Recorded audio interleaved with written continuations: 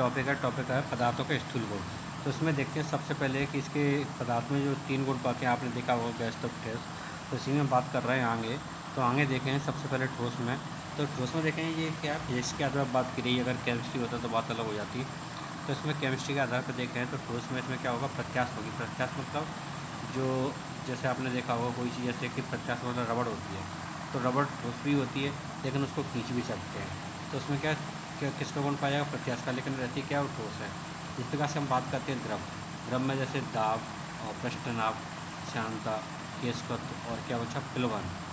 तो मतलब ये आपने देखा होगा इसका हमेशा उदाहरण आता है किसमें, ये आता है अगर कोई वस्तु समुद्र नहर में कोई डुबाई जाती है, तो मतलब जैसे उत्प्लावन बोलते हैं उसके संदर्भ में। एक होता है वायुमंडलीय दाब। तो वायुमंडलीय दाब रहता है गैसों के संदर्भ में आता है, जैसे हमारे यहाँ कौन कौन सी गैस है, कौन कौन सी गैस नहीं है, तो उस संदर्भ में बात करते हैं वायुमंडलीय दाब की। अब इसको आगे बढ़ते हैं, देखते हैं तो इसमें क्या क्या। देखो प्रत्यस्थता आ गया। तो प्रत्यस्थता क्या है, किसी दृढ़ पिंड का आशा किसी ठोस पदार्थ से जिसकी कोई निश्चित आकृति होती है। अब जैसे कि निश्चित आकृति मान लीजिए, अब जो हमारी रबड़ होती है आपने देखी होगी, इसकी रबड़ आकृति इस प्रकार से होती है। और कोई भी एक गेंद है तो वो भी ठोस होती है, उसकी भी आकृति आप ऐसी होगी। आपने जो टेनिस बॉल देखी होगी या फिर आप जो क्रिकेट खेलते हो वो देखिए, तो सेम आकार इस प्रकार से पाया जाता है। लेकिन हमें इसी प्रकार की छेड़ और छड़ भी देख सकते हैं जो लोहे की बनी होती है, लेकिन वो तो ठोस होती है। तो इसी प्रकार से ठोस को अलग तरह के पिंड पाए जाते हैं जो अलग अलग तरीके इलास्टिक सा पाई जाती है उसमें। और जैसे लोहा है, लोहा को पीट करके उसे लंबा चौड़ा कर सकते हैं। रबड़ है, खींच को उसके रबड़ लंबा चौड़ा कर सकते हैं। तो ये हो गया कहते वह चीज़ हुई ठोस, लेकिन इसको बोलेंगे प्रत्यास्थ गुण इसका, तो इसके अंदर ये गुण पाया जाता है। अब इसी में आगे चलते हैं और इसमें देखते हैं आगे क्या क्या रहेगा। सबसे पहले की बात करते हैं प्रत्यास्थ गुणों के आधार पर वस्तु किस प्रकार की होती है। तो देखो प्रत्यास्थ मैंने बताया था कि उसको खींचने के आधार पर, यहाँ पर पीटने के आधार पर, और यहाँ पे देखते हैं किस आधार पर बांटा, दो आधार पर बांटा है, किस आधार पर बांटा है। एक है पूर्ण प्रत्यास्थ वस्तुएँ, मतलब जो वस्तुएँ बाह्य बल को हटा लिए जाने पर अपनी पूर्ण अवस्था प्राप्त कर लेती हैं। तो मैंने सीधे से बताया था अभी आपको कि रबड़ है, अगर आप रबड़ को खींचेंगे तो खींच के मतलब इसकी आकृति आपने बढ़ा दी। मान चलिए कि पहले ये एक बार दूसरा चित्र ले लेते हैं, जैसे कि एक रबड़ है इतनी छोटी सी, ठीक है, आपने इसको खींचा, खींचने के बाद ये इतनी लंबी चौड़ी हो गई। तो क्या हुआ, खींचने के बाद में ये तो ना फिर दोबारा से उसी आकार में आ जाएगी जिसमें आती थी। आप स्प्रिंग को देखिए, स्प्रिंग को आपने देखा होगा तो आपको इस प्रकार से होती है, आप इसे खींचेंगे तो लंबी हो जाएगी, लेकिन कुछ समय बाद वो क्या ना अपने प्रारंभिक रूप में आ जाएगी। ये हमने इसको खींच दिया, लेकिन अगर ये छोटी होती तो इस प्रकार से होती है, खींच के लंबी करती। तो ये हो गया पूर्ण प्रत्यास्थ। एक होता है पूर्ण प्लास्टिक वस्तुएँ। पूर्ण प्लास्टिक वस्तुएँ जैसे कि जो वस्तु अपने रूप में नहीं आ सकती, जैसे इसमें क्या क्या ले लें कि ऐसी वस्तुएँ जैसे कि इसमें आपने देखा होगा कि आपने बैकलाइट नाम सुना होगा केमिस्ट्री में। तो क्या है, वो एक बार बन गया तो वो दोबारा से उसे मिटाया नहीं जा सकता, वो हमेशा वैसे ही बना रहेगा। तो इसमें वो वस्तुएँ आती हैं जो अगर एक बार बन गई दोबारा से उसे परी आकृति में नहीं लाया जा सकता। इसमें कोई उदाहरण हो तो उदाहरण देख लेते हैं, अगर है तो इसमें कोई उदाहरण नहीं है तो कोई बात नहीं। हाँ, इसमें कुछ चीज़ दे रखी है, जैसे कि मोटे तौर पर क्वार्ट को पूर्ण प्रत्यास्थ वस्तु तथा मोम को पूर्ण संगठित वस्तु माना जाता है। मोम तो मतलब पिघला करके हम वैसे वैसे इसको दोबारा से बना सकते हैं। तो पूर्ण प्लास्टिक जो क्यों दे रहा है, तो चलो ये इसका अच्छा उदाहरण हो सकता है, एक क्वार्ट, एक दूसरा मोम, इसमें पूर्ण पूर्ण प्लास्टिक में है। अब बात करते हैं प्रतिबल। प्रतिबल क्या रहता है, किसी वस्तु को मतलब भार बल लगाना ही प्रतिबल कहलाता है। प्रतिबल के रूप में देखें तो सबसे पहले हम इसके और भी उदाहरण देखते हैं तो उसको बात करते हैं। तो प्रतिबल से आशा ये है कि जैसे कोई वस्तु है, मान चलो कि ये कोई वस्तु है, अब इस वस्तु पे हम किसी एक ऐसी वस्तु से बल लगाएं तो इसके मतलब किस पे इतने इतने पे बल लगाया जाएगा, मतलब प्रति एकांक क्षेत्रफल पर। जैसे कि आप हथौड़े से बल लगाते हैं तो उसका जितने हथौड़े का क्षेत्रफल है उसी आधार पर बल लगाया जाएगा। अब मान चलिए कि पेन है आपके पास, आप पेन से लिख रहे हैं, तो पेन की जो नुक है ना, तो नुक से ही कितने क्षेत्र पर बल लगाया वो हम लिखते हैं तो उसे उतने ही क्षेत्र पर बल लगाया जा सकता है। इसके अलावा और भी चीज़ बात कर लें पेन के अलावा। अब एक कील होती है, कील जब दीवार में गाड़ते हैं तो कील से कितना एकांक क्षेत्र दीवार पर मतलब कितना उसको स्पर्श कर रहा है, वो उसका एकांक क्षेत्र हो जाएगा। तो यह प्रतिबल के रूप में सेम टू सेम वही चीज़ आती है कि एक इसका सीधी सी बात करें पढ़ने के बाद हमें, तो इसका प्रतिबल क्षेत्र हो जाएगा कि प्रति एकांक क्षेत्र पर लगाए गए बल को ही प्रतिबल कहते हैं। ये इसका सीधा सा एक आंसर हो गया। अब इसी बल को आगे देखते हैं इसमें क्या कह रहा है। जब कोई वस्तु बाह्य बल लगाकर उसके आकार आकृति में परिवर्तन किया जाता है तो उस वस्तु के प्रत्येक काट का बाह्य बल के विपरीत बहुत लंबा चौड़ा कर दिया है। लेकिन जो मैंने आपको बताया प्रतिबल वैसे सीधी सदृशम होता है कि कोई भी वस्तु उसके एकांक क्षेत्र पर लगाया गया बल। देखिए इसमें एक उदाहरण देकर बहुत अच्छे से बात करते हैं कि कह रहा है यदि किसी वस्तु का क्षेत्रफल ए है, उसके अनुप्रस्थ काट का क्षेत्रफल उसकी दिशा में लगाया गया बल F के बराबर होता है। जैसे कि उसने कहा कि भैया प्रतिबल है, अब उसका क्या है, एक वस्तु है, मतलब बल मान लिया ए, इसका अनुप्रस्थ का क्षेत्रफल ए मान लिया। अगर जैसे मान लीजिए कि आपकी पेन है, पेन की निब है, तो पेन की निब क्या हो गया आपका, क्या हो गया, उसका अनुप्रस्थ काट का क्षेत्रफल हो गया। आप उस पर बल कितना लगा रहे हो आप, जैसे मतलब आप बल लगाओगे तो उसी आधार पे लिखोगे। आप बिल्कुल हल्के हाथ से पकड़ लेंगे तो आप बिल्कुल लिख नहीं पाएंगे। तो इसी को बोला है प्रतिबल, मतलब प्रति एकांक क्षेत्रफल लगने वाले बल को ही प्रतिबल कहते हैं। इसका SI मात्रक होता है, क्या होता है, न्यूटन मीटर स्क्वायर होता है। अब इसमें आगे चलते हैं और आगे क्या कहता है भाई, कह रहा है विकृति।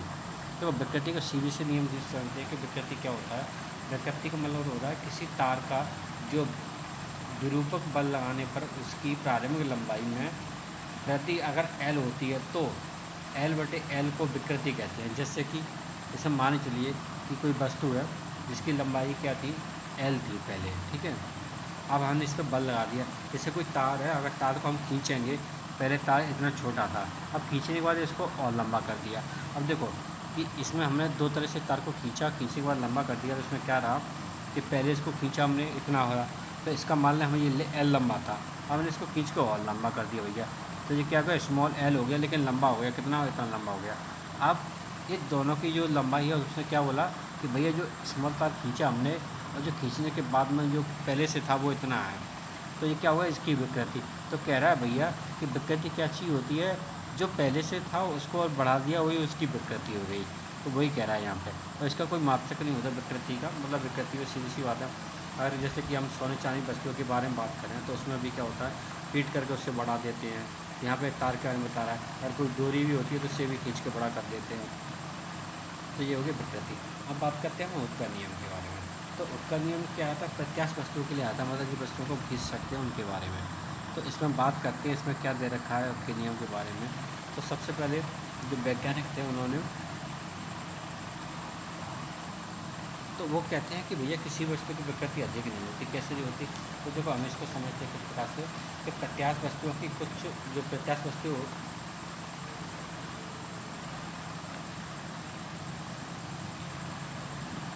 वो क्या कहते हैं कि अगर कोई वस्तु है, मानी चलिए अगर कोई वस्तु है तो उस वस्तु की जो सीमा और किसी वस्तु के उत्पन्न विकृति उस वस्तु पर लगाए गए प्रतिबल के व्युत्क्रमानुपाती होती है। कैसे होती है, जैसे कि प्रतिबल है, ठीक है ना, प्रतिबल को हम P से डिनोट करते हैं। तो प्रतिबल हमने P से डिनोट किया, ठीक है। P से डिनोट करने के बाद उसकी विकृति क्या हुई, जो हमने बोला L/y वही जो भी विकृति हुई। अब जो क्या कह रहा है, किसके इसके व्युत्क्रमानुपाती होती है, व्युत्क्रमानुपाती हुई क्या, इंटू 1/। अब इसके बल क्या होगा, इसके बल होगा, नीचे लिखना है हमको हुक का नियम। हुक के नियम में हम क्या ले रहा है, इसमें विकृति ले रहा है। यानी कि इसको दो तरीके से लिखते हैं, एक तो ये तरीके से लिख सकते हैं। अगर ये तरीका नहीं लिख रहे हैं हम तो दूसरा तरीका देखते हैं। दूसरा तरीका होगा प्रतिबल बाई विकृति।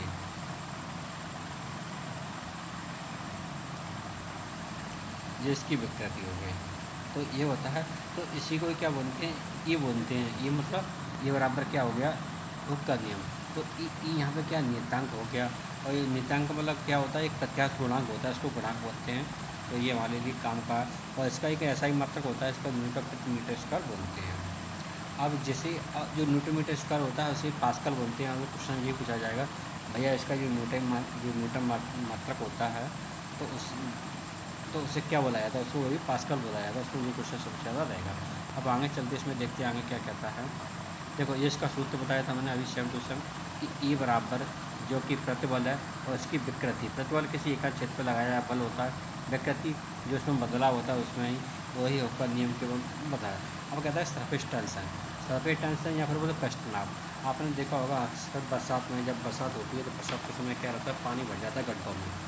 या फिर देखें कूलर में, हर कूलर में हम बहुत दिनों से पानी निकालते, पानी भरा रहता है, तो क्या उसमें एक पृष्ठ क्या रहता है, पानी के ऊपर एक परत सी जम जाती है हल्की सी। तो हल्की सी परत जम जाती है तो क्या होता है, उस पर आकर के मच्छर बैठ जाता है, तो मच्छर उसमें डूबता नहीं है। दूसरी बात, पुराने पानी में क्या होता है कि उसमें मच्छर के लार्वा भी आ जाते हैं। अगर वो उस पर पृष्ठ बनती है तो उसमें मच्छर आके बैठेगा, भाई उसके लिए तो फ़ायदा है, पानी भी मिल गया और अगर पेस्ट नाप इतना है कि वो टूट नहीं रहा। तो क्या होता है कि इस पेस्ट नाप को तोड़ने के लिए उस पर तेल छिड़क दिया जाता है, इससे क्या पेस्ट नाप उस पर कम हो जाता है, और कम होने के बाद में वो टूट जाता है। अगर मच्छर उसमें बैठता है तो पानी में डूब जाता है तो मर जाता है। तो इसलिए कहते हैं पानी हमेशा स्वच्छ साफ़ होना चाहिए, फ्रेश स्वच्छ साफ में कभी नहीं होता। अब इसकी जो परिभाषा है उसे देखते हैं कि इसकी परिभाषा क्या होती है, सफिक्स टेंशन की या पेस्ट नाप की। तो उसमें बात करते हैं। तो पेस्ट नाप की सबसे अच्छी परिभाषा अगर मिलती है तो देखते हैं, नहीं मिलती है तो आगे बढ़ जाते हैं। तो 1 मिनट रुकते हैं, देखते हैं इसमें क्या कह रहा है किताब में कह रहा है, किसी द्रव की वह प्रकृति जिसके कारण स्वतंत्र पृष्ठ न्यूनतम क्षेत्रफल घेरने की प्रवृत्ति रखता है तथा एक तनी हुई प्रत्यास्थ झिल्ली की भांति व्यवहार करता है, पृष्ठ तनाव कहलाता है। इसका SI मात्रक न्यूटन होता है। किसी द्रव के पृष्ठ तनाव का मान द्रव की प्रकृति, द्रव के ताप तथा उस माध्यम पर निर्भर करता है जो द्रव के पृष्ठ के दूसरी ओर होता है। ताप बढ़ने पर पृष्ठ तनाव घटता है और क्रांतिक ताप पर पृष्ठ ताप शून्य हो जाता है। यदि किसी द्रव का भारी नगण्य हो तो उसकी आकृति पूर्णतः गोलाकार होगी। देखते और आगे और बढ़ते इसमें आगे क्या क्या दे रखा है लंबा चौड़ा। उदाहरण के लिए वर्षा की बूंदें गोल होती हैं, वर्षा की बूंदें साबुन के बुलबुले पूर्ण गोलाकार होते हैं। इसका कारण यह है कि बूंद की आकृति धारण करती है जिससे कि उसकी स्थिति ऊर्जा न्यूनतम होती है। यदि बूंद के ऊपर केवल पृष्ठ तनाव ही कार्य करे तो उसकी स्थिति ऊर्जा न्यूनतम होगी तथा पृष्ठ तनाव कम से कम होगा अतः बूंद गोलाकार होगी। मतलब ये क्या कह रहा है कि भैया जो बरसात की बूंद होती है तो वो भी क्या है, गोलाकार होती है। उससे क्या होता है, उसका पृष्ठ तनाव वो उसका मतलब पृष्ठ बन जाता है। अगर ये बूंद नीचे गिरेगी तो नीचे आके ज़मीन पर क्या पूरी सूख जाएगी। तो मतलब कि बूंद गोलाकार किसकी वजह से होती है, वही पृष्ठ तनाव की वजह से हो पाती है। और इसके अलावा आपने देखा होगा जो बुलबुले होते हैं साबुन के, वो भी गोल हो जाते हैं, वो भी पृष्ठ तनाव की वजह से होते हैं। और यहीं पे इसके अलावा और कोई अच्छा डेफिनेशन मिलती है तो उसे देखते हैं। तो उसमें क्या क्या अब पृष्ठ तनाव के सबसे अच्छा उदाहरण देखते हैं। इसमें देखते हैं पृष्ठ तनाव सीधे से बताया था, अगर कोई भी जो वस्तु वगैरह होती है तो उसमें क्या होता है कि उसकी जो झिल्ली होती है, झिल्ली की वजह से आपको पता है कि उसमें एक सतत तनाव जैसी स्थिति आ जाती है, जैसे बरसात की बूंदा हो। या फिर इसके अलावा क्या बात कर सकते हैं कि अगर जैसे कोई पुराना पानी भरा हुआ तो उसमें पृष्ठ तनाव की झिल्ली बन जाती है। इसके अलावा और भी उदाहरण देखें, जैसे कि आपने देखा होगा जो सुई होती है, सुई अगर हम पानी पर रख दें धीरे धीरे तो क्या उस पर तैरती रहती है, किसकी वजह से, पृष्ठ तनाव की वजह से। और इसके अलावा हम और भी बात करते हैं जिसमें देखते हैं कि पृष्ठ तनाव के अलावा कि आपने देखा होगा साधारण जो पानी होता है और उस पानी से कपड़े धो तो उसमें क्या बुलबुले नहीं पड़ते, लेकिन अगर साबुन से आप कपड़े धोएंगे तो उसमें क्या बुलबुले पड़ने लगते हैं। तो यहाँ पर वही बात कर रहा है कि भैया साधारण जल की अपेक्षा और या फिर बरसात की बूंदें तथा साबुन के बुलबुले बता रहा है, बरसात की बूंदें भी गोली होती हैं, गोलाकार होती है। क्यों होती हैं, क्योंकि वो भी पृष्ठ तनाव की वजह से हो जाता है। दूसरी बात, फिर साबुन के बुलबुले निकलते हैं भैया वो भी गोलाकार होते हैं, किसकी वजह से, पृष्ठ तनाव की वजह से। आप सादा सिंपल पानी लेंगे तो उसमें कभी भी गोलाकार वो मतलब बुलबुले नहीं निकलेंगे। दूसरी बात, आपने देखा होगा आप गर्म सूप पीते हैं तो गर्म सूप आपको ज़्यादा अच्छा लगता है, जब भी ठंडा हो जाएगा तो अच्छा नहीं लगता, क्योंकि उसमें पृष्ठ तनाव बहुत पतला होता है जिसके कारण वो उसके स्वाद को बढ़ा देता है और अपने जीभ पर बहुत पूरे हिस्से फैल जाता है। जबकि ठंडा हो जाता है, ठंडे होने में क्या पूरे हिस्से पर नहीं फैल पाता, जिसकी वजह से उसका स्वाद थोड़ा अच्छा आ जाता है। इसके अलावा और अच्छे उदाहरण देखें, इसमें आपने सेविंग ब्रश देखा होगा, सेविंग ब्रश को आप पानी में डालें, पानी में डालने के बाद जब इसको बाहर निकालते हैं तो क्या सब चिपक जाता है, बिल्कुल चिपकने के बाद में जब जो बनता है तो उसको क्या कहते हैं, तो वही पृष्ठ तनाव का उदाहरण के रूप में आता है। इसके अलावा बात करें कि जो पानी की बूंदें होती हैं वो तो आपको बता दी, इसके साथ में वर्षा की बूंदें भी पृष्ठ तनाव के आने गोली हो जाती हैं।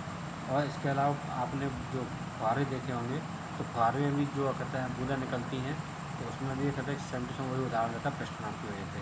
अब इसमें आगे दे रखा है ससंजक बल, असंजक बल। और ससंजक और असंजक बल में देखो दोनों चीज़ देखते हैं। एक होता है ससंजक बल, जैसे कि आपने ब्लैक बोर्ड होता है, ब्लैक बोर्ड को आपने देखा होगा पहले चौक से लिखते थे, तो चौक से लिखते थे उसमें क्या रहता था कि बोर्ड रहता था ब्लैक कलर का, चौक रहते थे, और चौक और बोर्ड के बीच जब घर्षण होता था तो उसी को असंजक बल कहा जाता था। मतलब दोनों उसमें दोनों चीज़ आ रही हैं, इसमें बोर्ड भी आ रहा है और साथ में ही क्या आ रहा है, इसमें चौक भी आ रहा है। क्या दोनों में घर्षण हो रहा है। तो देखो यहाँ पे आंसर दे रखा होगा कि आणविक सिद्धांत के अनुसार प्रत्येक पदार्थ छोटे छोटे कणों से मिलकर बना होता है, जिन्हें अणु कहते हैं। एक दूसरे को आकर्षित करते हैं। एक ही पदार्थ के अणुओं के बीच जो आकर्षण बल होता है संसंजक कहते हैं। एक ही अणुओं के बीच में कैसे, इसमें कोई उदाहरण होता है, उदाहरण देखते इसमें उदाहरण नहीं देखा तो हम आपको उदाहरण बताते हैं। ये उदाहरण तो कोई बेस्ट नहीं है, लेकिन संसंजक बल में क्या रहता है, एक जैसे अणु होते हैं। जैसे चौक है, वही चौक के अणु हैं, चौक का दीवार पर लिख रहा है, लेकिन उसमें मोटे मोटे कण जो एक दूसरे से घर्षण की वजह से क्या हो रहा है, वो उस पर चिपक जाते हैं, इससे दिख रहा है। अगर यहाँ पर असंजक बल होता है तो असंजक बल में क्या होता है, वो वहाँ पर चिपकता है। जैसे कि इसमें हम बात करें, हम जैसे तेल में हम क्या डाल दें, पानी डाल दें, यहाँ पे रखते हैं रेत में मिट्टी डाल दें, तो क्या असंजक बल हो गया। तो दोनों चीज़ अलग अलग हो गई, तेल अलग हो गया, पानी अलग हो गया। अगर पानी में हम अगर हम मिट्टी डालते हैं तो दोनों चीज़ अलग अलग हो गई, क्योंकि उसमें दोनों चीज़ उसमें काम ही नहीं करेगा संसंजक बल। संसंजक बल हमेशा दोनों वस्तु एक जैसी होनी चाहिए। असंजक बल में दोनों वस्तु अलग अलग हो सकती है। तेल में पानी डालते हैं, या फिर या फिर आट, या इसके अलावा और भी उदाहरण दे सकते हैं, पानी में रेत डाल देना, ये सब के संसंजक बल के उदाहरण दे रखे हैं। इसके अलावा बात करते हैं केश तत्व। केश तत्व का होता है कि इसकी त्रिज्या के ऊपर आता है, तो इसकी जो मतलब एक कांच की नली है, कांच की कोई भी नली ले लें, तो अगर उसका कोई एक वो है, एक पहला छिद्र है, अब दूसरी इसकी कोई लंबी सी नली है, इसका ये दूसरा छिद्र है। अब हम इसको माने चलिए कि पानी में रख दें, और ये केश नली बहुत ही पतली है। आप माने चलिए कि ये बहुत इतनी पतली है आपके बाल के समान, तो उसमें क्या होगा, आप पानी में रख देंगे, पानी में जैसे बाल्टी में खड़ी करके रख दें, तो उसमें क्या पानी ऊपर को चढ़ने लगेगा। जैसे ही पानी चढ़ने लगेगा तो ये पानी चढ़ता है, तो उसको ही क्या बोलते हैं, केश नली की त्रिज्या बोलते हैं। तो भैया इसकी त्रिज्या बहुत कम है, इसके वजह से पानी ऊपर नीचे चढ़ने की घटना होती है। तो इसमें ये जो उदाहरण सीधी सी बात कह रहा है कि कांच की कम त्रिज्या दोनों ओर खुली नली को केश नली या केशकार नली कहते हैं। केश नली में जब ऊपर चढ़ने नीचे उतरने की घटना को केश तत्व कहते हैं। सीधी सी बात है। अगर इसमें क्या करना है, अगर कोई पतली सी बाल के समान आपकी नुमा रचना है और उसको हम खड़ा उसमें रखते हैं बाल्टी में, तो क्या इसमें पानी चढ़ने लगता है। जैसे जैसे पानी चढ़ेगा तो क्या होगा, ये केश तत्व की घटना होने लगती है। अब मान चलिए कि हमें इसको निकालें पानी में से, जैसे जैसे निकालेंगे तो ये पानी नीचे आता रहेगा, तो इसी घटना को उन्हें केश तत्व कहा। और जो केश नली होती है उसमें जो त्रिज्या रहती है, उसी आधार पर ही पानी का ऊपर नीचे चढ़ाव होता है। अगर मान चलिए कि अगर कोई जैसे कि वायुमंडल किसी यान में केश नली को रख देंगे, तो केश नली में रख देंगे तो वहाँ पे क्या पानी उसके ऊपर चढ़ने लगेगा केश नली में। इसके सबसे अच्छे उदाहरण बात करते हैं केश नली की में, जैसे कि सबसे अच्छा उदाहरण बात करें केश नली के लिए, तो आपने देखा होगा कि जब बरसात होती है तो बरसात में किसान क्या करते हैं, बरसात के बाद में अपने खेत जुतवा देते हैं। जैसे कि जो पानी होता है ना, पानी ऊपर आसमान बना हुआ है, क्या रहता है, पानी बरसने के बाद में खेत में जमा रह जाता है, लेकिन उसमें बहुत सारे क्या छेद बंद हो जाते हैं, जिसकी वजह से क्या रहता है कि पानी ज़मीन में जा कर के ऊपर उठ जाता है। तो इसलिए किसान क्या करते हैं, आप उसके बाद में बरसात के बाद कुछ समय बाद जुतवा देते हैं। आपने देखा होगा कि जो जून जुलाई का टाइम रहता है, किसान उस समय खेती करता है। इसके अलावा और अच्छे उदाहरण बात कर रहे हैं केश नली की में, तो आप जो पेड़ पौधे होते हैं पानी नीचे ज़मीन से लेते हैं, केश तत्व का उदाहरण है सबसे अच्छा।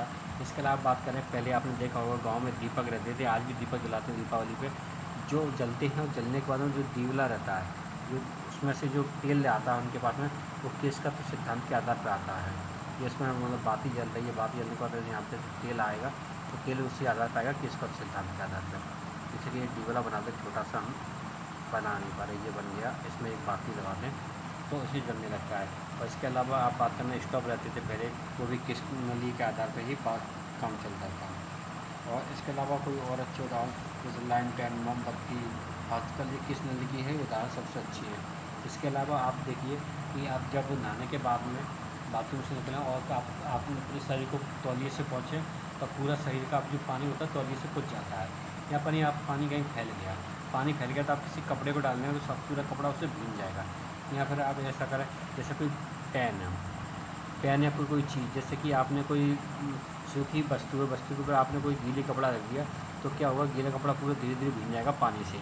तो क्या केश तत्व के कारण पूरा भीग रहा है। या फिर आप कोई पेन का निब है, तो पेन का निब हमेशा चिरा रहता है, तो चिरा रहता है, उसमें से क्या रहता है, वो केश नली की वजह से उसमें से जो लिखते हैं उससे बाहर निकलता है। तो ये सब केश नली के सबसे अच्छे उदाहरण हैं। अब इसमें सबसे ऊपर बात करते हैं केश नली के बाद में आगे चलते हैं, तो उसमें एक होना चाहिए उत्प्लावन बल। इसका उदाहरण देखिए, केश नली का उदाहरण जो मैंने बताया था, आप जो पौधे जो पानी पीते हैं वो ज़मीन से पानी खींचने का उदाहरण केस नलियों का है, पेड़ पौधों का लाइन टेन का उदाहरण, मोमबत्ती का उदाहरण, फाउंटेन पेन की नींव रहती है, मतलब जो पेन से लिखते हैं उसमें छोटे छोटे बारीक छिद्र होते हैं, आप देखेंगे उसमें जो स्याही में डुबो जाते हैं तो कुछ स्याही किस नली को चढ़ जाती है। इसके अलावा रिफिल वाले पेन जो गुरुत्वाकर्षण संभव नहीं हो, मतलब रिफिल वाले पेन आपने देखे होंगे,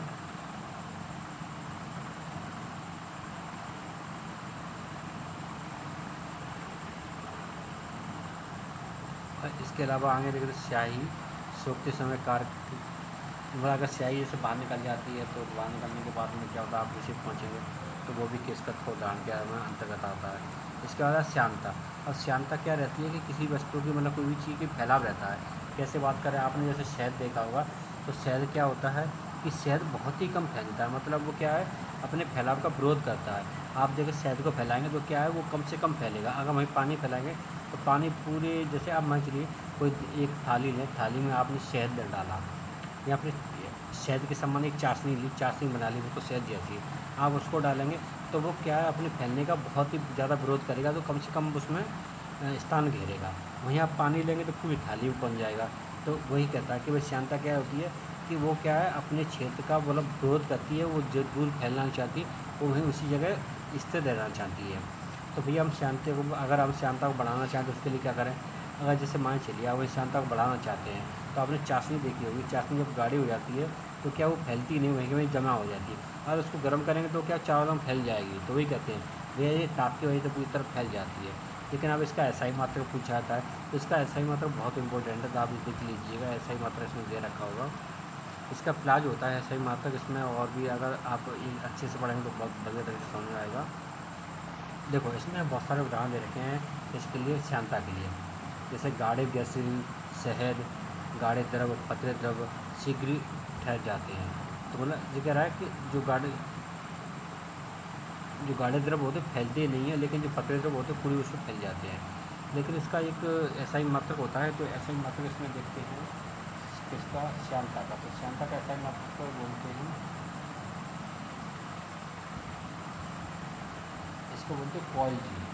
कॉइल जी बोलते हैं ऐसा ही मात्रक होता है, कॉइल जी या क्या होता है डेकापॉइज, जो कि श्यानता के लिए उपयोग करते हैं।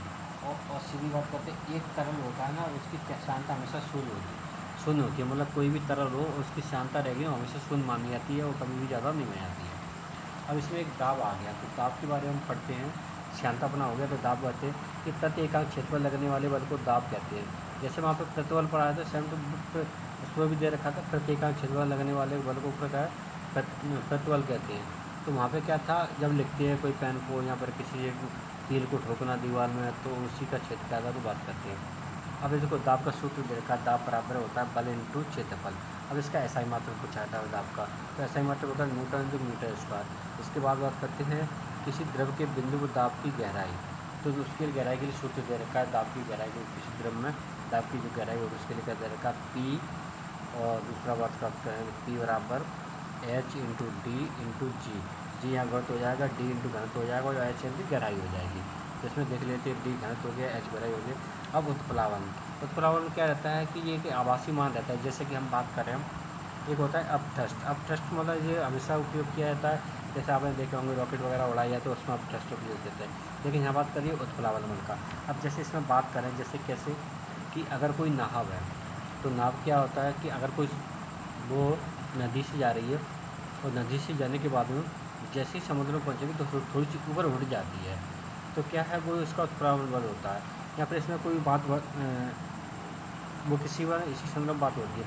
लेकिन यहाँ पे देखो इसकी परिभाषा देखते हैं सीधी क्या करा है, जब कोई वस्तु किसी द्रव में डुबाई जाती है तो उसके बाहर में कमी का अनुभव होता है। बाहर में यह आभासी कमी द्रव द्वारा वस्तु पर ऊपर की ओर लगाए गए एक बल के कारण होती है। इस बल को उत्प्लावन बल या उत्प्रेक्ष बल कहते हैं, ठीक है ना।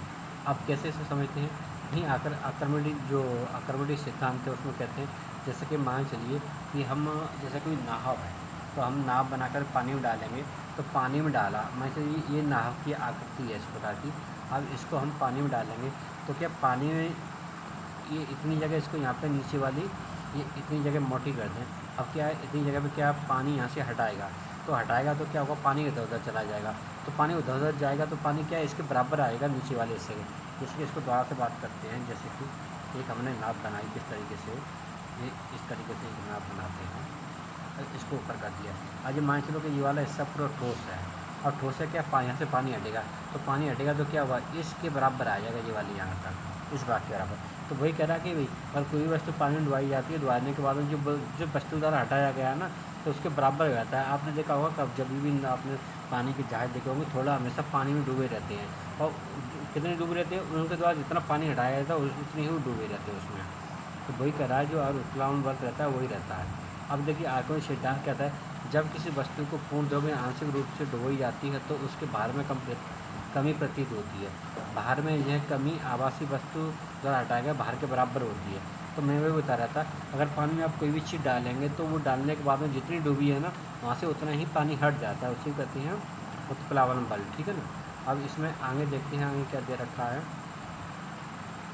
तो आगे दे रखे हैं इसके कुछ सिद्धांत दे रखे हैं कि किसी वस्तु को हटाना या फिर ऊपर करना, क्या क्या सिद्धांत है। तो सेम वो सिद्धांत जो मैंने बताया था, अगर कोई वस्तु पानी में डालेंगे तो वहाँ से उतना ही पानी हटा देगी और वो वस्तु उतना ही वहाँ पर, जैसे कोई ठोस वस्तु है तो जैसे पनडुब्बी वगैरह पानी में जाती है, तो पानी में जाती है तो पानी क्या है, उसका एक आकार होता है, तो आकार के बराबर अपन इसको वहाँ से अपना जो आकार घेर लेगी, वहाँ से उतना पानी हट जाएगा।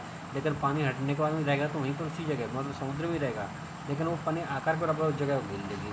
तो यहाँ पे सारी चीज़ वही बताई गई है और इसका सूत्र भी दिया रखा है।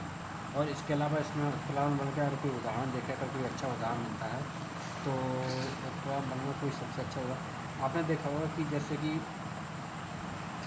बर्फ़ होती है, तो बर्फ़ क्या होती है हमेशा जो अपनी आपने देखा तो हमसे 9/10 भाग उसका दिखाई देता है हमेशा बर्फ़ का, मतलब उसका एक हिस्सा नीचे डूबा रहता है, मतलब 11/10 1/, मतलब आपने याद रखिए जो बर्फ़ रहती है, बर्फ़ को हमेशा 9/10 भाग दिखाई देता है हमेशा। और इसके सबसे अच्छे उदाहरण बात करें, और जैसे हाइड्रोजन का गैस का जो गुब्बारा होता है, तो वायुमंडल ऊपर उठता है तो जो उसका औसत जो उसकी औसत घनत्व होता है ना, तो कम हो जाता है। इसके अलावा आपने देखा होगा कि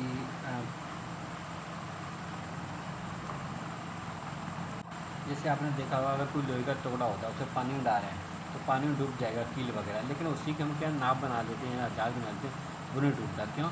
उसका क्योंकि उसका पृष्ठ क्षेत्रफल है बढ़ा दिया जाता है, जिसकी वजह से। दूसरी बात, वहीं हम पानी की बूंद होती है, पानी की बूंद को हम पानी में डालें तो क्या है, वो उसमें डूबती नहीं, ऊपर उठ जाती है। क्यों उठ जाती है? क्योंकि भैया उसका जो घनत्व होता है ना, मतलब उसका जो उसमें भैया हम बोलें सीधी उसकी बात सीधी, तो उसमें बहुत ही कम होता है। इसकी वजह से क्या है ना, वो जितना पानी हटाती है वहाँ से हट जाता है, लेकिन वो वहाँ पे पानी में डूब नहीं पाती, क्योंकि उसके द्वारा हटाया गया जो बल है ना, वो इतना नहीं है कि भैया कि उसमें डूब जाए। तो वहीं वो आप कील में डालें तो कील क्या है, कील बिल्कुल पतली होती है, सीधा पानी के अंदर चली जाती है। और इसके अंदर सबसे अच्छा उदाहरण और कौन हो सकता है, और तो वही है कि जो बर्फ़ का है, बर्फ़ वही हमेशा पानी के ऊपर हमेशा 9/10 हिस्सा दिखाई देती है। ये इसका हो गया। अगर आगे देखते हैं, अगर कोई आगे टॉपिक होगा उसमें कंप्लीट करेंगे। बाकी आज के लिए इतना ही रखते हैं।